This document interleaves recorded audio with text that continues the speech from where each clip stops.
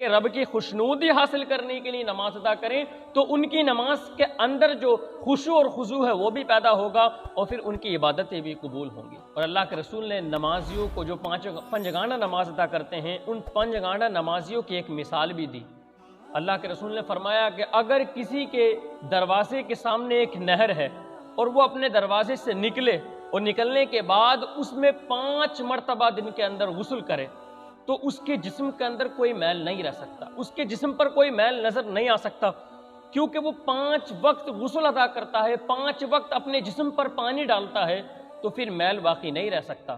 تو فرمایا کہ جو نماز پنجگانہ ادا کرتا ہے، 5 وقت کی نماز پڑھتا ہے، تو میرا اس سے یہ وعدہ ہے کہ پھر اس کے جسم پر، اس کے دل پر کوئی گناہ کا دھبا نہیں رہ سکتا۔ پنجگانہ نماز کی ایک علامت ہے کہ جو اللہ کی بارگاہ میں قبول ہو جاتی ہے۔ جو پنجگانہ نماز ادا کرتا ہے وہ سب سے زیادہ عقل مند ہے، جو نماز چھوڑتا وہ عقل مند نہیں ہے، اگرچہ بظاہر لوگوں کے سامنے بڑی کھری بات کہتا ہو۔ 4 لوگ کھڑے ہیں، اس نے بڑی کھری بات کہی، لوگ کہیں گے یہ شخص عقل مند ہے، اسے دیکھو گے کہ یہ شخص نمازی ہے یا نہیں ہے۔ اگر وہ نماز نہیں پڑھتا تو اس کی وہ بات عقل مندی کی بات نہیں ہے، بلکہ وہ بات ہے کہ اس نے بظاہر لوگوں کو خوش کرنے کے لیے بات کہی ہے۔ زندگی سے پتہ چل گیا کہ یہ بے عقل ہے، کیونکہ اللہ کے رسول صلی اللہ علیہ وسلم سے جب ایک صحابی نے عرض کیا یا رسول اللہ سب سے زیادہ عقل مند کون شخص ہے، اللہ کے رسول نے فرمایا کہ جو مرنے سے پہلے قبر کی تیاری کر لے، وہ پنجگانہ نماز ادا کرے، وہ تم میں سب سے زیادہ عقل رکھتا ہے۔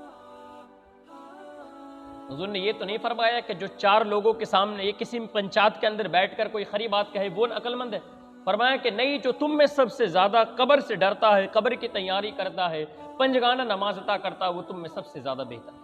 اب لوگ اپنی پریشانی پیش کر دیتے ہیں، بولا ہمیں تو یہ پریشانی ہے اس لیے ہم نے نماز ادا نہیں کی۔ وہ کہتے ہیں کہ ہمیں اس لیے نماز ادا نہیں کی کہ اپنے بچوں کو پالیں یا نماز ادا کریں، تو پھر ایسا نہیں ہے، بلکہ صحابہ کی بیویاں بھی ہوتی تھی، صحابہ کے بچے بھی ہوتے تھے، لیکن ان کی نمازیں نہیں چھوٹتی تھی۔ وہ بے نمازی نہیں تھے، لیکن کوئی بے نمازی نہیں، سب نمازی تھے۔ اگر نماز کہیں معاف ہوتی، اگر نماز کا کہیں حکم ہوتا کہ یہاں نماز معاف کر دی جائے، اللہ کی طرف سے حکم ہوتا، تو وہ ایک سب سے زیادہ کٹھن جو وقت ہے، جو لمحہ ہے، وہ جنگ کا لمحہ ہے۔ جب انسان جنگ کرتا ہے تو سامنے سے دشمن ہوتا ہے اور وہ اس کے قتل کا منتظر ہوتا ہے، اس وقت اگر چاہے تو اللہ معاف کر دیتا، لیکن وہاں بھی کہا کہ یہاں نماز کی معافی کی اجازت نہیں ہے، بلکہ حکم آیا کہ آدھے نماز ادا کرو اور آدھے کفار سے جنگ کرو، آدھے نماز ادا کرو، آدھے دشمنوں سے لڑائی کرو۔ اگر نماز کی کہیں معافی ملتی تو وہ جنگ کے میدان میں ملتی، تو پھر وہاں معافی نہیں ہے تو پھر یہاں ہمارے گرم نرم بستروں پہ کیسے معافی مل سکتی ہے، پھر یہاں ہمارے بزنس اور کاروبار میں کیسے معافی مل سکتی ہے؟ کبھی بھی معافی نہیں مل سکتی۔ کچھ لوگ ایسے بھی ہیں، اللہ فرماتا، خود رب کا فرمانا ہے، کچھ لوگ ایسے ہیں جو تجارت بھی کرتے ہیں لیکن اس کے ساتھ ساتھ وہ اللہ کا ذکر سے کبھی غافل نہیں ہوتے اور زکوٰۃ بھی ادا کرتے ہیں۔ وہ تجارت بھی کرتے ہیں لیکن ان کی تجارت کا عالم کیا ہوتا ہے؟ اللہ کے رسول نے ان تجارتوں کے بارے میں، ان بزنس مین لوگوں کے بارے میں اللہ کے رسول کی ایک حدیث ہے۔ اللہ کے رسول نے فرمایا کہ صرف شہداء کا، صدیقین کا، صالحین کا، نبیوں کا، پیغمبروں کا اور اولیاء کا یہی مرتبہ نہیں ہوگا۔ فرمایا کہ میری امت کے کچھ تاجر و کاروباری ایسے شخص بھی ہیں جن کو قیامت کے دن وہ درجہ دیا جائے گا جو شہداء کو درجہ دیا گیا ہے۔ فرمایا کچھ ایسے تاجر و ایسے بزنس مین اور ایسے رزق حاصل کرنے والے بھی ہیں کہ جن کو قیامت کے دن اولیاء جیسا مرتبہ عطا کیا جائے گا۔ صحابہ نے عرض کیا یا رسول اللہ وہ کون لوگ ہوں گے؟ اللہ کے رسول نے فرمایا کہ اپنے بچوں کے لیے رزق تلاش کرنے کے لیے پسینوں میں ڈبا ڈب ہوتے رہتے اور پھر رزق تلاش کرتے اور اللہ کے ذکر سے کبھی غافل نہیں ہوتے، اس کو یاد بھی کرتے اور اس کو رازق بھی مانتے۔ فرمایا کہ ان کو اولیاء جیسا قیامت کے دن مرتبہ دیا جائے گا اور وہ اللہ کے حبیبوں میں شامل کر لیے جائیں گے۔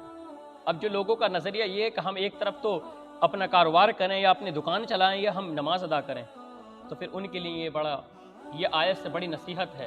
کہ اللہ فرماتا کہ وہ تجارت بھی کرتے ہیں اور اللہ کے ذکر سے کبھی غافل بھی نہیں ہوتے، کبھی اللہ کے ذکر سے غافل نہیں ہوتے۔ جنگ بدر کو بھی پیش کیا جاتا ہے کہ جنگ بدر بھی کوئی اور دن نہیں تھا بلکہ جمعے کا دن تھا اور جمعے کی نماز کا وقت تھا اور اللہ کے رسول کے چند صحابہ نماز ادا کر رہے تو چند صحابہ جن میں 313 تھے، صرف کل 313 کی تعداد تھی اور وہ 1000 تھے، لیکن آدھے نماز ادا کر رہے تھے اور آدھے ان کے محافظ بن کے کھڑے ہوتے۔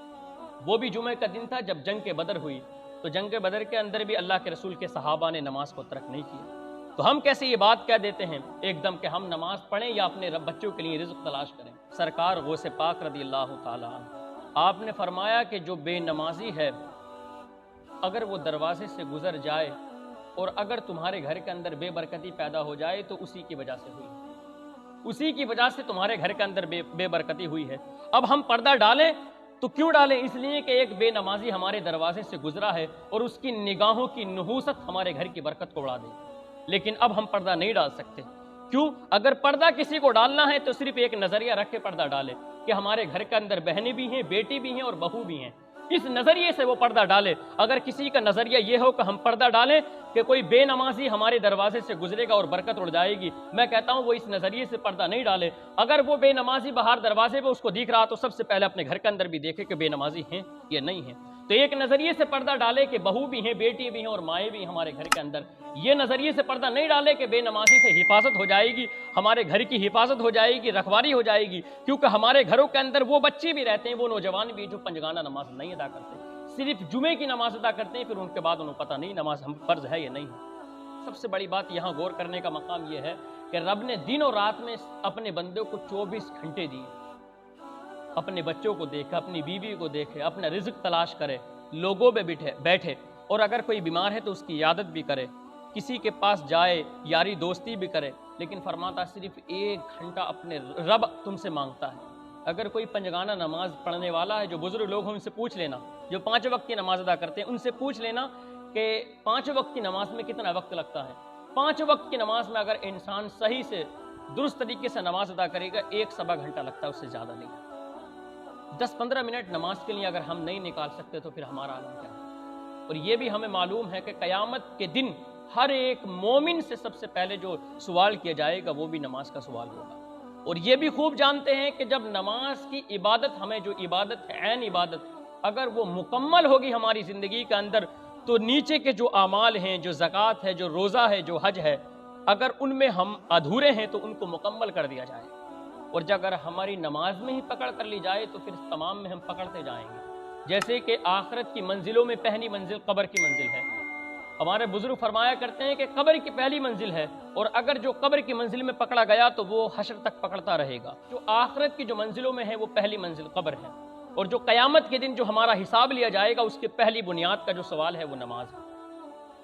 اگر اس میں ہم ادھورے رہیں گے تو پھر ہم رب کے حضور کیا جواب دیں گے؟